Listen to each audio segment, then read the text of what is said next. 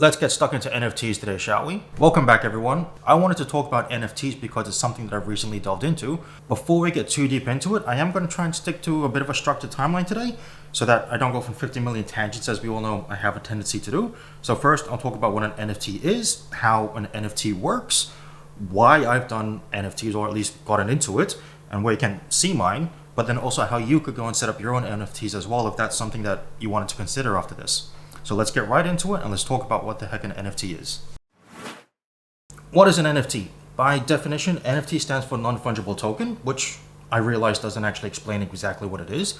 So I'll try and do my best to explain it. A fungible token is, as an example, I have a $50 note and I trade it with you for five $10 notes. We both still have $50 at the end of the day. A non-fungible token is something like the Mona Lisa, which can't be traded for anything else that's the Mona Lisa because there is only one. There is no other Mona Lisa as far as I'm aware. There's just the one in the Louvre in Paris as we speak. So that's a non-fungible token because whilst you can buy it, you can sell it, you can't actually trade it for anything besides something that's not the Mona Lisa because it's unique, it's one of a kind. So that's what NFTs are, except it's in the cryptocurrency space. It's a digital asset with a unique code that can't be traded for anything else that isn't exactly the same thing. I hope that does sort of make sense in its own weird way. So now that we know what an NFT is, assuming my definitions and examples made sense, we also need to know how they work if you ever wanted to get involved in them. NFTs are bought and sold on the digital marketplace using cryptocurrency, and in this particular case, they're bought and sold using Ethereum. Ethereum is one of the digital currencies similar to Bitcoin and Dogecoin. It's just the one that's used in the case of NFTs. And the way it works is that every time you create an NFT or a digital asset, is that it's given its own unique code that is then embedded in the digital cryptocurrency blockchain, which can't be copied, forged, or replicated to use on anything else except that one digital asset that was created at that particular time. So a prime example is this Opera House one that I've turned into an NFT. Has now actually got its own digital code that's embedded in the blockchain and can't be copied or used with anything else except this image. It can be bought and sold as many times as people want, but it can only be used for this particular image. It can't be used for anything else. So that's how people know that when they're looking at it and the code matches the image or whatever it may be, it could be music, videos, animations, they know that they are getting the original and not a fake version of it because you can't copy it. And one quick thing I'll say about NFTs that quite a bit of a fan of is that no matter how many times it's bought and sold on the market, I still maintain the full rights to it. It's still my image. I still have the copyrights. I don't actually sell them with the image. So if it gets sold 10, 15, 20 times, at the end of the day, I can still do whatever I like with that image, even though it's been sold that many times on the marketplace. As a bit of a tangent, this does beg the question, couldn't somebody technically download the NFT and try and sell it as their own? Well, yeah, they could. The same way someone could actually go to my website, download my images, and try and sell it as one of their own as well. At the end of the day, it's still copyright violation. Could they do it? Yes, they could. It's something that people have been trying to battle for years, and it's something that's always going to happen. So now that we know what an NFT is and how it works, assuming my explanations and examples have made sense, I hope they have. Why am I doing it? Well, the better question is why not? If you look at it from a business perspective, all businesses try and have multiple streams of revenue to keep their businesses running, keep them profitable, keep them going, and any profit they make gets reinvested to make the business even better. So that's exactly what it is. It's a possibility and a potential for me to try and bring in another stream of income that I can reinvest into this business instead of relying on print sales only or Amazon affiliate links. That's the reason I did it. There was a small cost to get started, but compared to the potential that could come out of it, I see it as hopefully a decent return on investment, but that remains to be seen. But I also know that if I didn't try, I'm not going to get anything extra anyway. So a small cost for potentially more revenue, I think is worth it. And in all business, you always have to take a bit of risk. And also, find me someone who will say no to extra money in their bank account.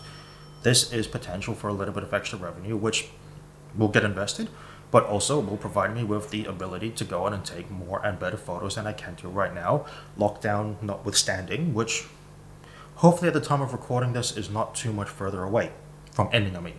So that's why I'm doing it. It's potential revenue, and if I have a possibility to do it, I'm going to take it. If you would like to see my NFTs, I'll put a link for you right here as well as down in the description for you. If you buy and trade in Ethereum, you can go and purchase one of those NFTs if you like.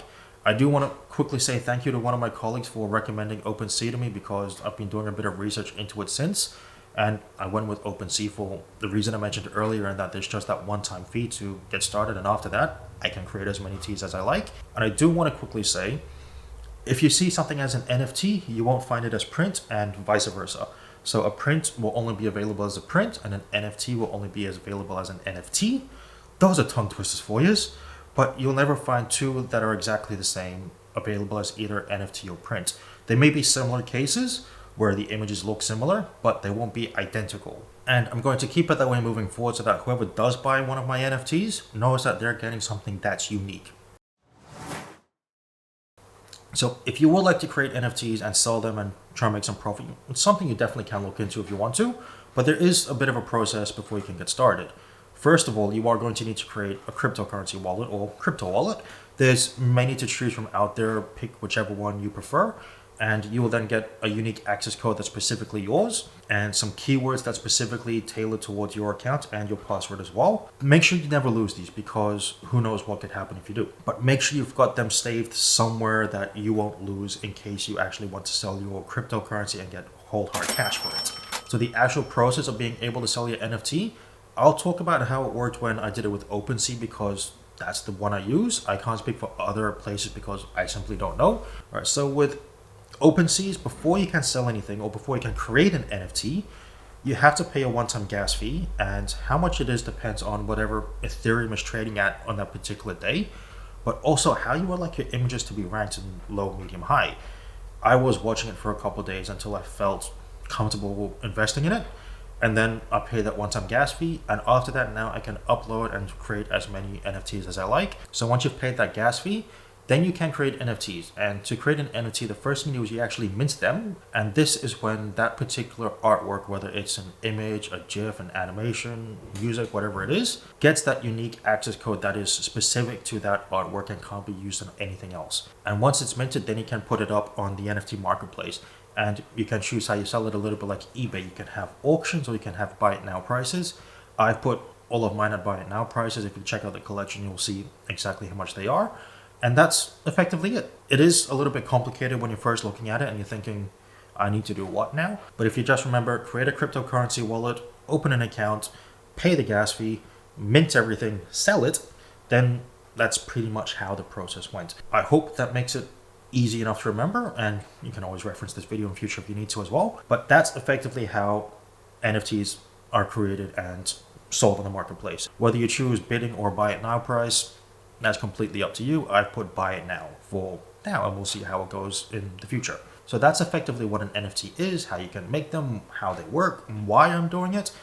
And I think the great thing about NFTs is it looks like, at this point in time anyway, it looks like the possibilities are endless for them, and who knows where they could go. I've seen articles where they're talking about using it in property purchases, where a house has traded as an NFT and it has a unique access code that's specific to that particular house. But I'll leave it there for now, because I know that otherwise I'll go off on 50 million tangents, as I often have a tendency to do. If you do have any questions, I will do my best to answer them.